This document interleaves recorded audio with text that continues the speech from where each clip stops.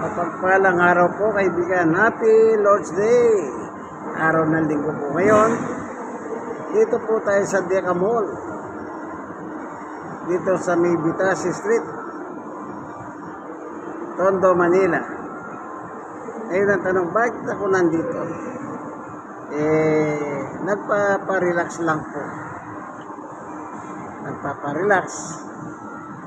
Hindi naman bawal mag-relax dito eh. Kaya samantalahin po natin ang pagkakataon na makapag-relax tayo, kaibigan. Meron akong hawak na Bible. Ayan.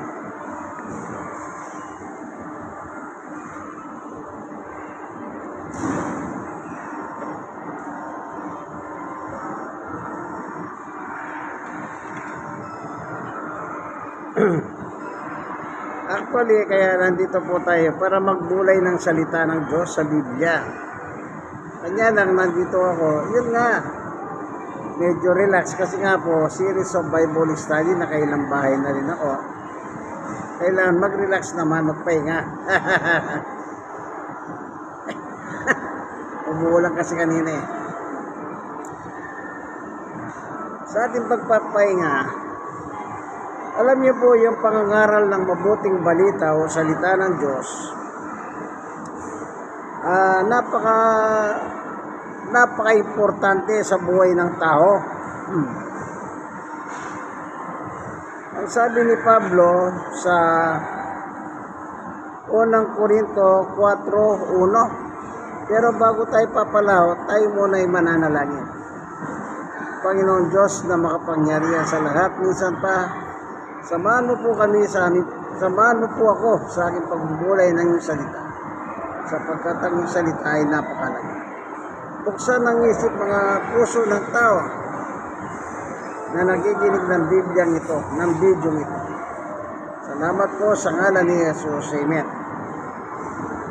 Ayon po kay Apostol Pablo sa 4:1 ng unang Korinto, kami mga lingkod ni Kristo at katiwala ng hiwaga ng Diyos. Ganyan ang dapat na maging palagay ninyo sa amin. Yan. Maging palagay. Dos. Ang katiwala kailangan maging tapat sa kanyang Panginoon. Ayan.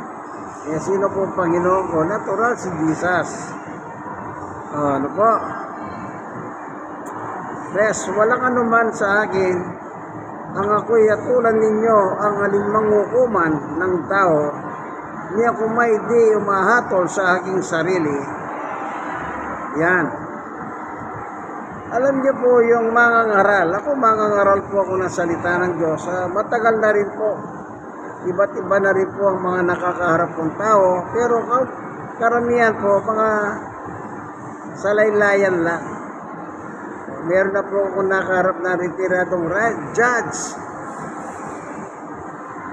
Yung retiradong judge na yon, ay gusto niya magaling pa siya sa Biblia. Kita niyo? Dahil, siyempre, judge retirado pa. Tingin niya sa sarili niya, siyempre, magaling. Hindi ka naman po magiging judge kung hindi ka magaling. Maraming abogado, hindi po nagiging judge. Yan lang rin ako nakaharap na mayaman, negosyante, milyonaryo, na kapag salita ng Diyos ang aking binabanggit, ang lagi niya sinasabi, kapag tatanungin ko siya, naiintindihan mo ba? Kahit halos sumigaw na ako sa loob ng kanyang kwarto, kasi nasa kwarto na lang siya eh. Pero siyang private nurse, milyonaryo. Ang sagot niya, hindi ko maintindihan. Pero kapag ang pinag-uusapan namin yung kayamanan niya, kahit na bumubulong na lang, naintindihan niya pala. O, kita niyo? Mga mayayaman, nakaharap ko na. Mga matatalinong tao at iba pang mga tao na ibang kalagayan ng bawat isa. Pero ang mahalaga po dito, sabi ni Pablo, kami mga lingkod ni Kristo. sabihin, naglilingkod kay Kristo. Kapag naglilingkod ka kay Kristo, ang Panginoong Yesus po ang ipangangaral mo. Kaya ako po bilang lingkod ng Panginoon, ang pinangangaral ko po walang iba kundi ang ating Panginoong Yesus Kristo. So nagpunda ko ako maparoon. Ano man po yung mga nakakaharap ko, sari-sari, may mga matatalino, hindi ko po masabi. May mga hindi naman po mayayaman, nakakaharap ko po sila. Pero biyaya ng Diyos, kahit pa paano, naipapahayag ko sa kanila si Jesus. Kasi po, yan po ang sentro ng Ebanghelyo, ang ating Panginoong Jesucristo. Kaya alam niyo po, nung nandito sa lupa ang ating Panginoong Yesus, nung siya po ay nangangaral, tingnan lang po natin ang sabi niya rito sa 21 ng Lucas sa 13, ito ang pagkakataon ninyo upang magpatotoo tungkol sa akin. Ito ang pagkakataon ninyo. Kailan po ang pagkakataon na yan na dapat po ipatotoo natin ang ating Panginoong Jesucristo sa mga tao? Babasahin natin yung verse 11. Magkakaroon ng malakas na lindol, magkakatagutom at magkakasalot sa iba't ibang dako. Yun. Ano yan? Mga problema.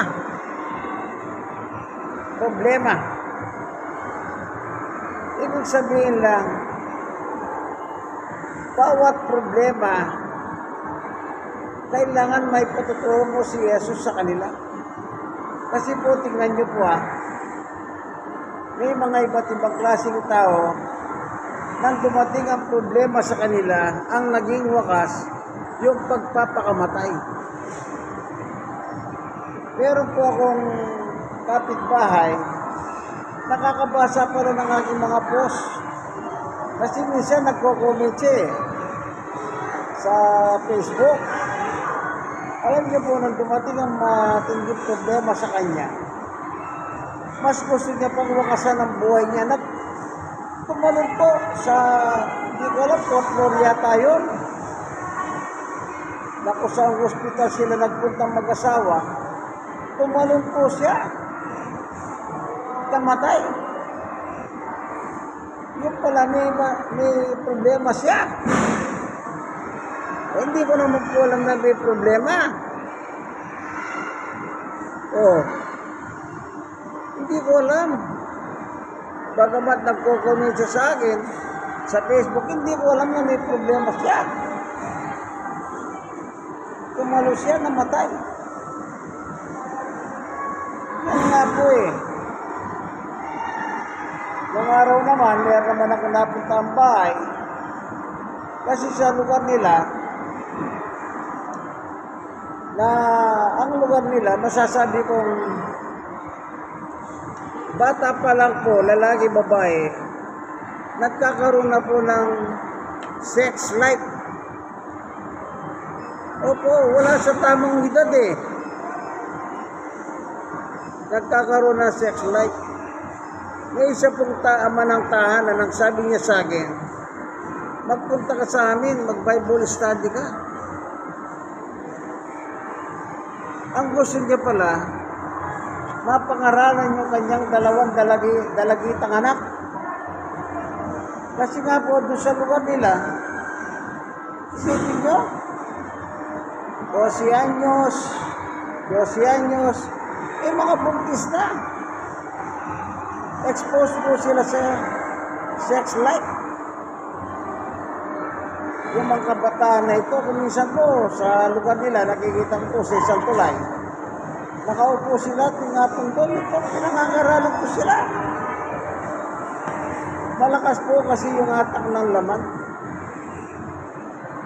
Nung minsan nagpunta po ako ron, ang naabutan ko po yung asawang babae. Ang sabi ng asawang babae, Nung kumakatakbo ako sa bahay, ang sabi niya, walang taho. Hindi niya ako pinagbuksan. Pero yung asawa niya, gusto niya makapangaral ako sa lugar niya. Kita niyo po. Yung mismo asawa niyang babae at kumokontra.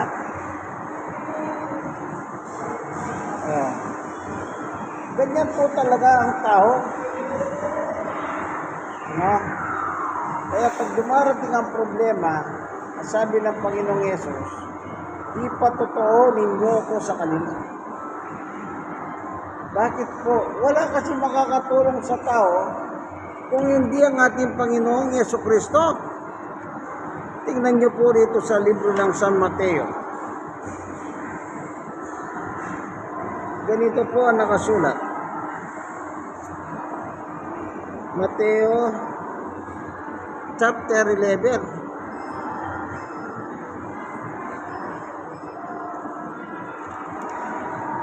Sabi ng Panginoong Yesus, ito po nakalagay 28 o si 28 ng San Mateo. Lumapit kayo sa akin, kayong lahat na napapagal at nabibigatan sa inyong pasanin, at kayo pagpapahingahin ko. Sabi ni Jesus, come to me, all of you who heavy laden, may pasan-pasan sa balikat ng bigat ng buhay. At sabi niya, ali kayo. Mismo nga Panginoong Yesus nag-i-invite, nagyayaya. Bakit? Siya lang po kasi makakatulong sa atin eh. In time of crisis, Christ is in. Yun po yung nakalagay sa San Lucas 21:13. Ito ang pagkakataon ninyo upang magpatotoo tungkol sa akin. O kanino mo ipapatotoo ang Panginoong Yesus? Hindi sa mga tao. Ibabalita mo si Yesus sa mga tao. Bakit? Siya po makakapagpagaling. Tingnan natin dito sa isang kasaysayan na hanapin lang natin sa Gawa chapter 3:1. Minsan ikatlo ng hapon, oras ng panalangin, nagpunta si Pedro at Juan sa templo. Sa malapit sa tinatawag na pintuang maganda ay may isang lalaking ipinanganak na lumpo. Dinadala siya roon araw-araw upang magpalimos. 3. Nang makita niya sina Pedro at Juan na papasok sa templo, siya'y nangingi ng limos. 4. Tinitigan siya ng dalawa at sinabi ni Pedro, tumingin ka sa amin. 5. Tumingin nga siya sa pag-asang siya'y lilimusan. 6. Ngunit sinabi ni Pedro, wala akong pila ko ginto, subalit may iba akong ibibigay sa iyo. Sa ngalan ni Jesucristo ng taga Nazaret, lumakad ka. 7. Hinawakan niya sa kanyang kamay ang lumpo at tumindig. Pagdakay lumakad ang mga paha at bukong-bukong. Pagdakay lumakas ang mga paa at bukong-bukong ng lalaki. 8. At ito'y palukso-lukso at nagmistulang lumalakad. Palukso-lukso siyang pumasok sa templo kasama nila at masayang nagpupuri sa Diyos. Nakita nyo? Ano po? Nagpupuri sa Diyos. Bakit? Si Pedro po at Juan, pumasok sila, wala silang pera. Ang sabi ng lumpo, palimos. Sabi ni Pedro, wala akong yan. Wala akong may bibigay sa iyong pera. Pero meron akong may bibigay sa iyo. Si Jesus na taga Nazaret po. Si Jesus po, yung oras na yon, pinatotoo nila ni Juan at Pedro. Kinkwento po nila sa lumpo.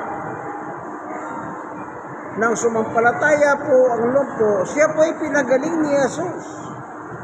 Kaya sabi ni Jesus, "Come to me, all of you." Oh, kayong mga may problema, may mga sakit, ali kayo, lumapit kayo sa akin. Ang problema, ang tao naiiya. Naiiya po sila. Hallelujah.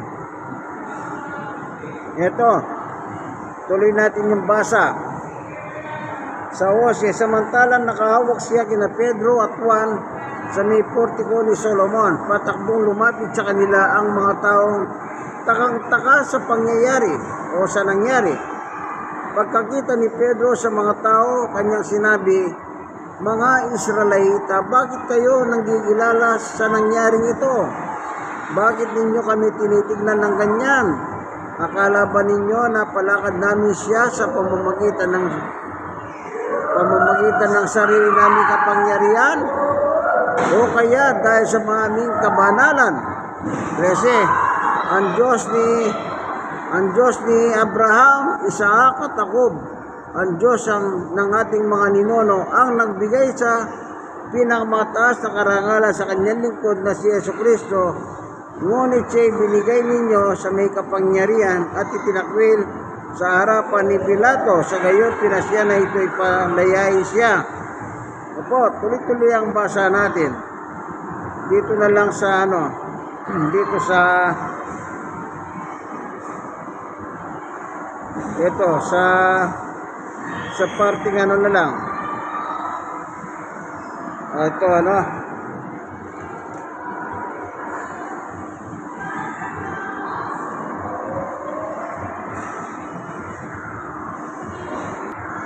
sa 16, ang kapangyarihan ng pangalan ni Jesus ang nagpagaling sa lalaking ito.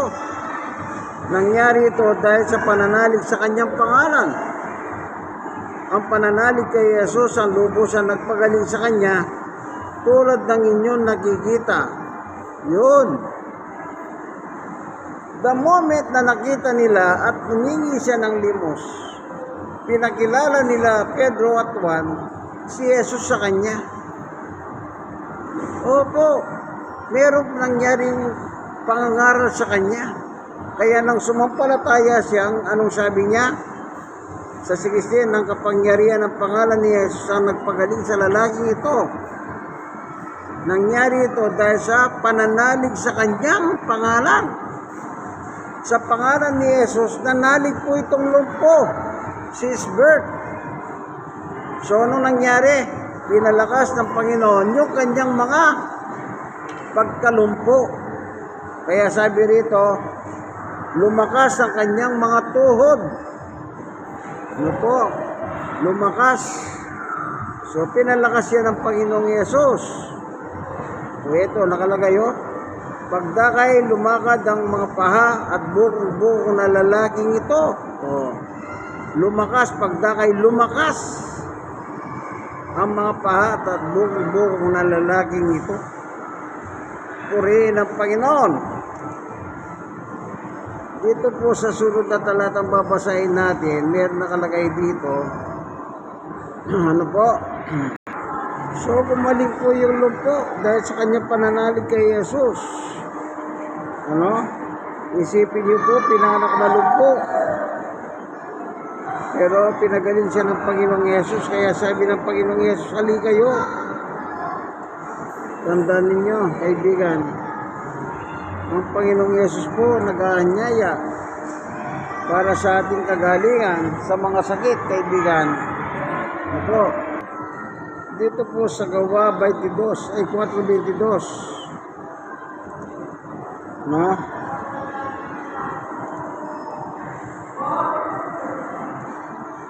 Ganito po ang mababasa.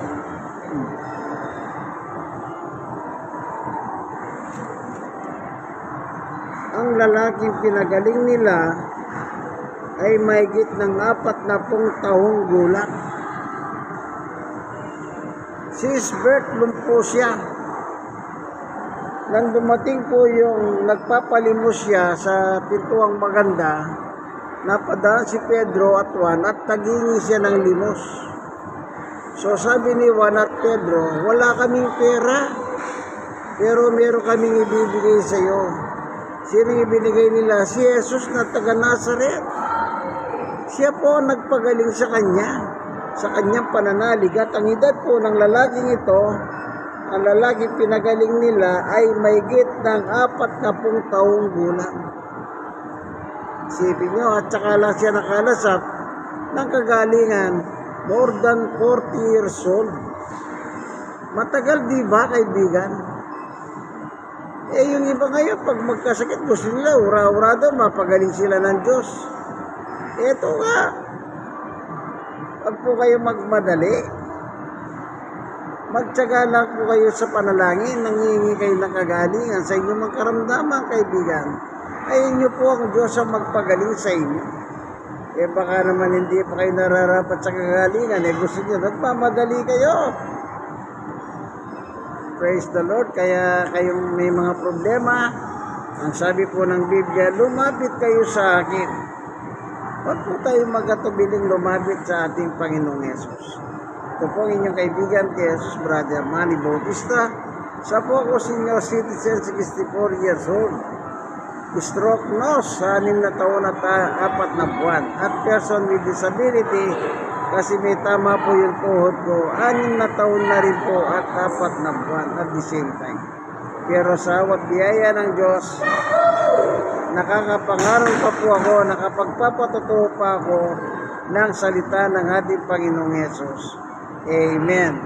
Kayo pong mga nakikinig ng video ito, nawa meron kayong natutunan. Ano po, meron kayong natutunan. Napakahalaga niyan. Kayong mga may problema, huwag po kayong basa-basa isusuko ang buhay nyo sa kamatayan. Ayan nyo po ang Panginoong Yesus ang magpagaling sa inyo. Po, God bless us all po. Nawa meron kayong natutunan. Dito po tayo sa Deca Mall, dito sa may Vitasi Street, Tondo, Manila. God bless us all. Bye-bye. Merry Christmas sa lahat.